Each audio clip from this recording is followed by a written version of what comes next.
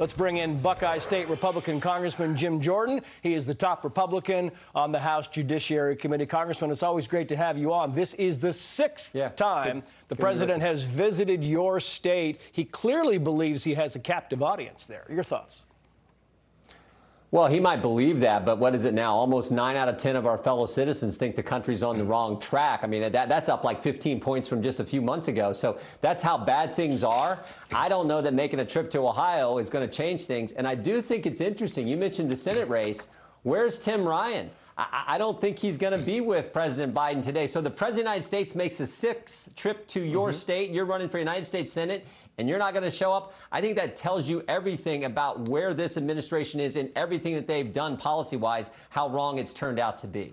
Yeah, you mentioned Tim Ryan. There's a lot of other Democrats in the past week or so who have said, you know what, I'm going to handle my own campaigning thanks to President Biden. But you look at the numbers, and the Monmouth numbers here, Congressman, are pretty staggering now. The approval rating for the president sits now at 36%. We all know that one of the key indicators in the midterms is the president's approval rating, and that right now is disastrous. He's a drag on the party. Yeah. How do you capitalize on that, sir?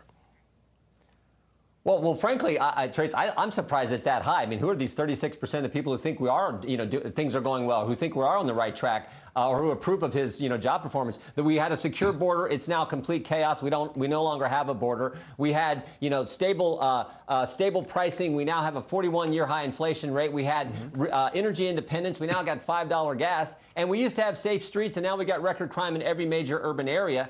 And I haven't even got into foreign policy or what they're trying to do to people's First Amendment and Second Amendment liberties. So I don't think it really matters what he says now, because it's sort of the country gets it. They understand how bad it is with the Biden administration and, frankly, Democrats controlling the House and the Senate. And that's why I think there's going to be a big change come midterm election.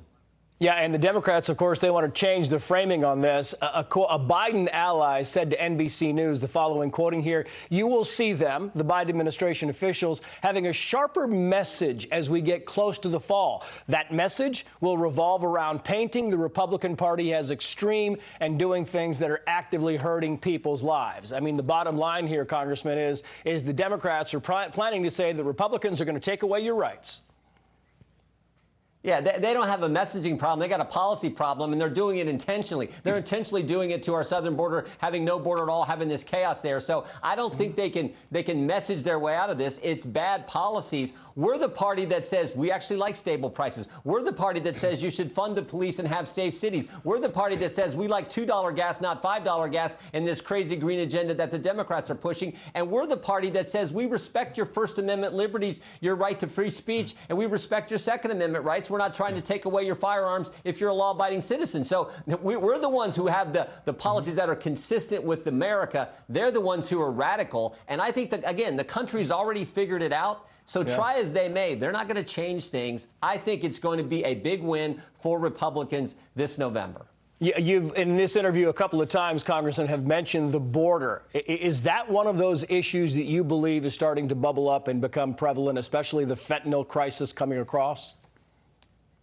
Yeah, because it impacts every community. As has been said many times, every state's now a border state because of just the huge number of illegals who've entered our country, record after record after record, and all the drugs that come into that have caused harm to so many communities. So the country gets that issue as well, and they just get instinctively that things are on the wrong track, and they hate this attitude.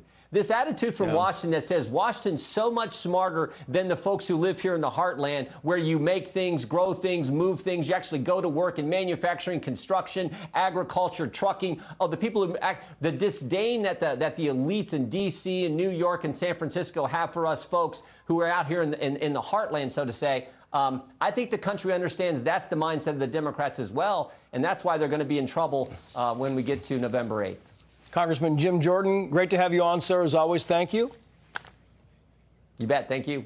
Hi, everyone. I'm Brian Kilmeade. I want you to do me a favor. I want you to click to subscribe to the Fox News YouTube page. This is the only way that I know for sure that you're not going to miss any great commentary, any great news bites, any great interviews coming your way on Fox. You can get it all here on YouTube. So subscribe right now.